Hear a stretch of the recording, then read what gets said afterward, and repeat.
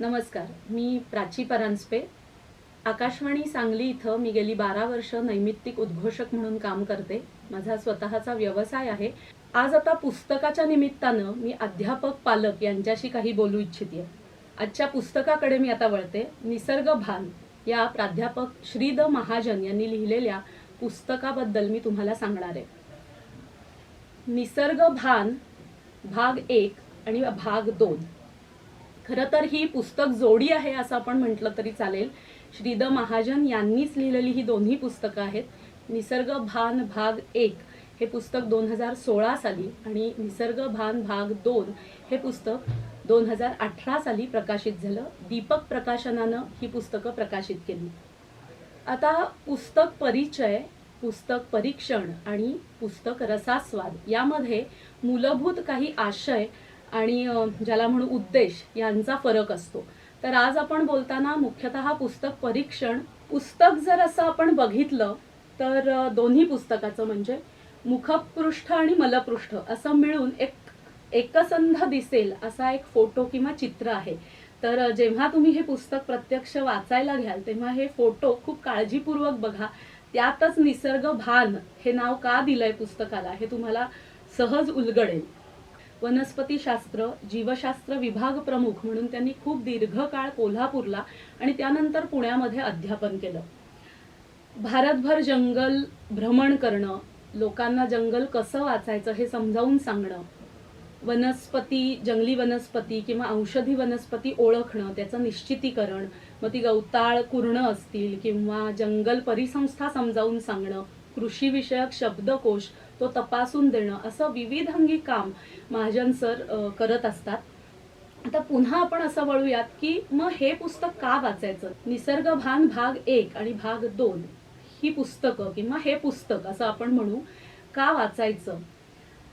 तर त्याचं थोडंसं उत्तर जे मला समजलंय ते म्हणजे असं की पूर्वापार आपली जी काही चालत आलेली निसर्गपूरक जीवन पद्धती होती ती आणि आजची विकास नीती किंवा ज्याला आपण विनाश नीती म्हणू, तर अशी यामध्ये काय नेमका फरक आहे, आपलं कुठं चुकतंय, कुठं आपण ठेचकाळतोय, मागे पडतोय, तर हे शोधून काढणे आणि या सगळ्याचा धांडोळा या पुस्तकामध्ये घेतलाय. अगदी विचार केला तर पृथ्वीच्या उत्पत्तीपासून, जबालच्या कथेपासून, कालिदास, अथर्ववेद, ऋग्वेदातील ऋचांपासून, H2Oचं एकूण पर्यावरणातलं स्थान, दासबोधातील दाखले, डार्विनचा सिद्धांत, हिमालय भटकंती, जंगल भ्रमंती, अगदी तंबाखूची लागवड करण्याला असलेला सरांचा विरोध, त्याविषयीची त्यांची टिप्पणी आणि परदेशातील त्यांनी केलेला डोळस प्रवास, देशी वृक्ष, विदेशी वृक्ष, शाळा, कॉलेज आणि विद्यापीठांपर्यंत पर्यावरणपूरक आणि पर्यावरणाचा अभ्यासक्रम का सुरू करायचा, तो कसा करायचा याबद्दलचं त्यांचं मार्गदर्शन, असं सगळं तुम्हाला या पुस्तकात मिळेल.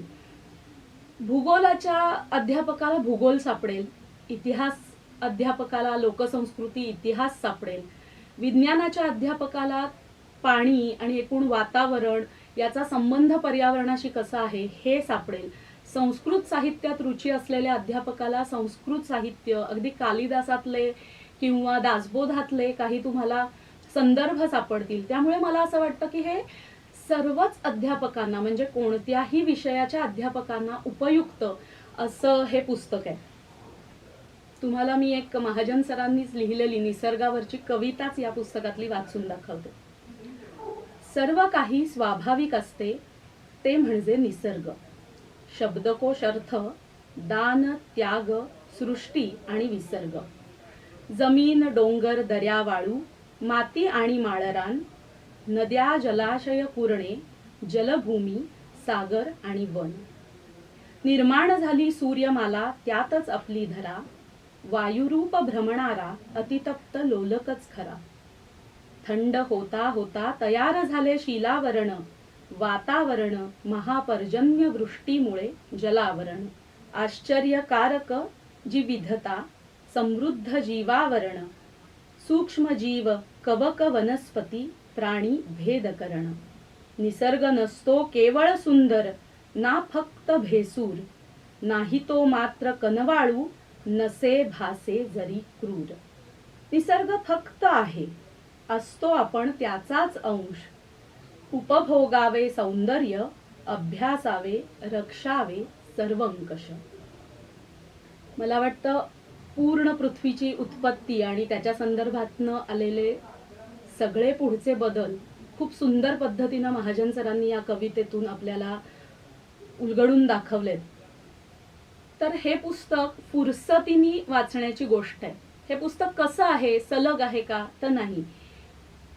नियतकालिक, मासिक, दिवाळी अंक इथे अनेक वेळा महाजन सरांचे प्रकाशित झालेले लेख आणि काही अप्रकाशित लेख की ज्यामध्ये भर टाकून पुन्हा ते मुद्रित केलेले आहेत. असे लेखांचा एकत्र समुच्चय किंवा एकत्रीकरण असं या 2 पुस्तकांमध्ये केलेलं आहे. तर त्यामुळे एक एक लेख काढून जर स्वतंत्र वाचला तरीही तो उत्तम आहे. सगळ्या लेखांचा विचार करून सांगड घालायची ठरवली तरीही ती होऊ शकते. आणि पूर्ण पुस्तक वाचलं किंवा एखादा लेख जरी वाचला तरी तुमच्या लक्षात येईल की केशवम प्रतिगच्छती, तसं सगळे कुठलाही विषय त्या लेखाचा असू दे तो इंटिग्रेटेड किंवा सर्वस्पर्शी होऊन निसर्ग पर्यावरणाशी जोडला जातो असं आपल्याला ह्या पूर्ण पुस्तकामध्ये लक्षात येतं. संतृप्त असे लेख आहेत. म्हणजे एक लेख तुम्ही वाचलात तर त्याच्यामध्ये 2-3 लेखक, उद्धृत केलेली वाक्य, एखादा शास्त्रज्ञ, एखादी वेगळीच वनस्पती, एखादा चमत्कारिक शोध, असं सगळं तुम्हाला त्या एका लेखामध्ये सापडतं. त्यामुळे मी म्हटलं तसं फक्त वाचायचं नाहीये तर पचवत नेण्याची ही गोष्ट आहे. आणि म्हणून एक हाती न वाचता एक एक लेख वाचून त्याच्यावर चिंतन विचार करून अध्यापकांनी संदर्भ ग्रंथासारखा या पुस्तकांचा वापर करावा असं वाटतंय. आता जंगल सफरी महाजन सर खूप घेऊन जातात. तर ज्यांना ललित अंगाने काही वाचायचं असेल तर त्यांच्यासाठी ही छान मेजवानी या पुस्तकामध्ये आहे. मी वाचून दाखवते. शेवटी स्वयंपाकाला आणलेल्या लाकडातल्या उरलेल्या मोठ्या लाकडांची शेकवटी आम्ही पेटवली. आम्ही 1-2 जण आळीपाळीनं सतत जागे राहिलो. एखादा प्राणी दिसेल तेव्हा तो पाहायला सगळ्यांना उठवतो. अग्नीला सर्वच जनावरं, पशु घाबरतात. अग्निहोत्र, यज्ञ संस्था यांचा उगम याच अनुभवावर आधारित आहे. आमच्यावर विश्वास ठेवा, काळजी करू नका, कसलीही भीती नाही असं म्हटल्यावर दमलेले अनेक जण झोपी गेले. पहाटे झुंजूमुंजू झाल्यावर एकेकाला जाग यायला लागली. जो तो स्वतःकडे आणि सगळ्यांकडे काहीशा संशयानं, आश्चर्यानं पाहू लागला. भर जंगलात आपण झोपलो होतो, आपण आहोत आणि आपण सगळेजण आहोत या जाणीवेनं काही जण इतके आनंदी झाले की बेहोश झाले. भावना व्यक्त करायला त्यांना शब्दच उरले नाहीत. सर्वात उशिरा उठलेल्या तरुणाईच्या तोंडून वाव, अशक्य, जबरी, सही असे काही उद्गार निघू लागले. रात्री कोण कोण किती वेळा जाग होतं, काय काय झालं पाहायला ऐकायला मिळालं यावर चर्चा सुरू झाली. रातकिड्यांचे, घुबडांचे आवाज याशिवाय कोणाला काहीही ऐकू आलं नाही, काहीही दिसलं नाही. हे स्पष्ट झाल्यावर तर अनेकांच्या आश्चर्याला पारावारच उरला नाही. उन्हाळ्यात पाण्याच्या जागा जंगलात कमी होतात. तहान जास्तच लागते. त्यामुळे पाणी प्यायला एकही प्राणी कसा काय आला नाही. त्या ओढ्याचे नाव जर वाघाचं पाणी असं आहे तर तिथे वाघ सुद्धा पाणी प्यायला नक्कीच येणार. मग काल रात्री वाघ आला नसेल. अशा प्रश्नांच्या सरबत्तीला शेवटी आम्ही 3-4 उत्तरं दिली. आपण प्राण्यांना घाबरतो त्यापेक्षा ते आपल्याला जास्त घाबरतात. वाघ, बिबटे, लांडगे अशा प्राण्यांना क्रूर, हिंस्र श्वापद म्हटलं जातं ते सर्वैथ चूक आहे. मांसाहारी प्राण्यांना भूक लागलेली असताना आपले स्वाभाविक भक्ष्य पकडून त्याला मारणं हिंसा नाही. माणूस हे ह्या प्राण्याचं स्वाभाविक